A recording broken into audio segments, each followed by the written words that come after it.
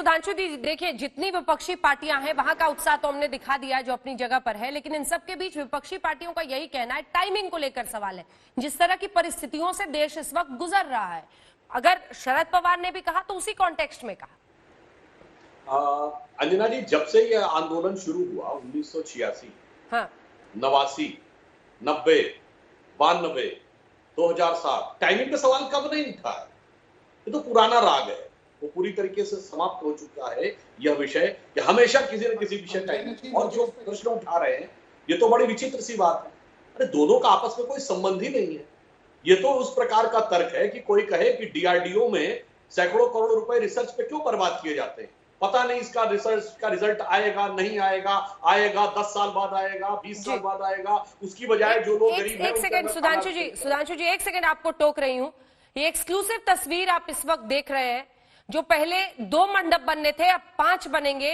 ये इस वक्त जो आप देख रहे हैं यही मॉडल बताया जा रहा है कि होगा राम मंदिर का।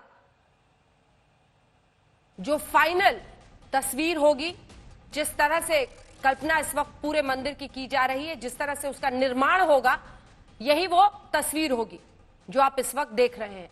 राम मंदिर का नया मॉडल, जिसमें ऊंचाई से लेकर 3 स्तर पर होगा, मंडप 5 होंगे, कितनी जमीन कितना हिस्से में से बनना है, कितने खंबे होंगे, इन सब की जानकारी फाइनल करने के बाद जो मंदिर का स्वरूप होगा उसकी आप एक्सक्लूसिव तस्वीर देख रहे हैं।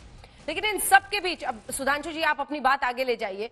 देखिए सवाल यह है कि जिस तरह की परिस्थितियों से देश गुजर रहा है, ये पुराना राग कहकर नहीं, जैसे आप कह रहे हैं कि राम मंदिर किसी भी अन्य आप मंदिर या मस्जिद या गुरुद्वारा से मत जोड़िए उसे, वैसे ही ये कोरोना काल भी कोई मामूली परिस्थिति नहीं है। नहीं, वही तो मैं पूछना चाहता हूं कि 2 घंटे के उस कार्यकाल में ही सब कुछ हो जाएगा। तो ये तो मैं वही बात कह रहा हूं, क्या बाकी चीजों की रिसर्च नहीं चल रही है? इंफॉर्मेशन टेक्नोलॉजी की रिसर्च नहीं चल रही है? डिफेंस की रिसर्च नहीं चल रही है कि सब कुछ कोरोना की तरफ आ जाना चाहिए?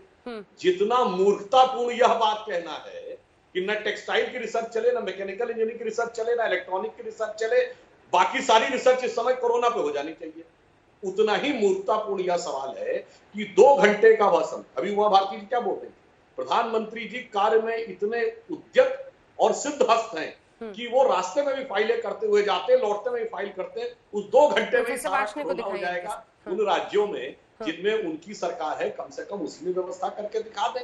और मैं एक और बात कहना चाहता हूं, आपने देखा मुस्लिम समाज के प्रतिनिधि लोग भी कैसी बात बोल रहे हैं। इसीलिए कहा गया है कि ये तो राम का प्रताप है कि बैर न कर काहू संग कोई, राम प्रताप विषमता कोई।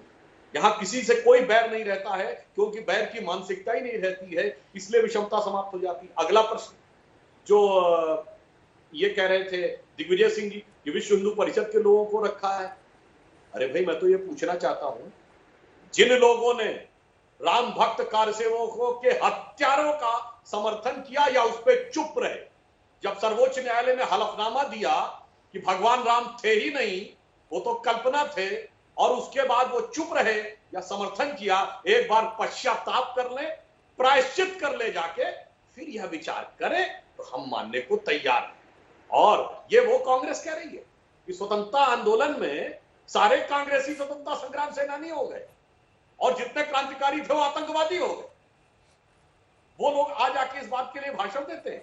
इसलिए मैं सिर्फ ये कहना चाहूंगा कि ये एक ऐसा, देखिए एक और बात करता हूं, मैं कई बार अंजना जी पहले आपके शो में भी ये बात कह चुका हूं। अच्छा, हमारे अभी दिनेश जी, इनको तो मैं भूल ही गया, वो पार्टी जो कहती धर्म अफीम है, इनकी पार्टी के परिवहन मंत्री थे पश्चिम बंगाल में, काली मंदिर में जाके पूजा कर लिया तो मंत्रिमंडल से निकाल दिया गया कि पूजा कैसे कर ली जाके। वहां आके धार्मिक मामलों पे जब भाषण देते हैं तो बड़ा ही विचित्र लगता है। और बड़ा उन्होंने कहा कि इतने साल में क्या किया हुआ, 33 साल तो मार्क्सवादी स्वर्ग बन जाना चाहिए था ना। भारत के ज्ञात इतिहास में आज तक सबसे लंबा जी तो कह रहे हैं कि आप बिहार, गुजरात, तमाम ऐसे राज्यों में भी प्रधानमंत्री चले जाए जहां पर परिस्थिति इस वक्त खराब है। मेरे हम तो आप, अरे वहां की जनता भी राम को मानती है सुधांशु जी, महाराष्ट्र, वहां की जनता भी राम को मानती है। अरे मानवर, आप मानते हैं कि नहीं? बोलिए हाँ या ना। आप मुझे एक बार बताइए, आप मुझे एक बार बताइए, 374 तरह की रामायण मिलती है, 374 प्रकार की रामायण मिलती है। सारी रामायणों में एक मत है, राम राज्य। राज्य में कौन है? जनता प्रधान है। तो जनता को देखोगे नहीं देखोगे? हॉस्पिटल वहां के इलाज करवाओगे नहीं करवाओगे? अयोध्या में अगर राम का जन्म है तो वहां पे जनता को कोरोना का इलाज दिलवाओगे नहीं दिलवाओगे?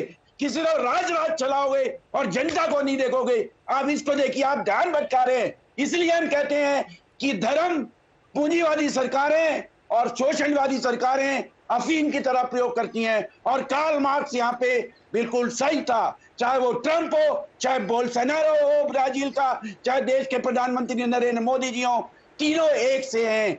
धर्म का सहारा लेंगे, दूसरी बातें करेंगे, कोरोना के खिलाफ नहीं लड़ेंगे। 55वें नंबर पे आप टेस्टिंग कर रहे हो विश्व में, और तीसरे नंबर पे आपके यहाँ कोरोना फैला हुआ है। असफल हो गए।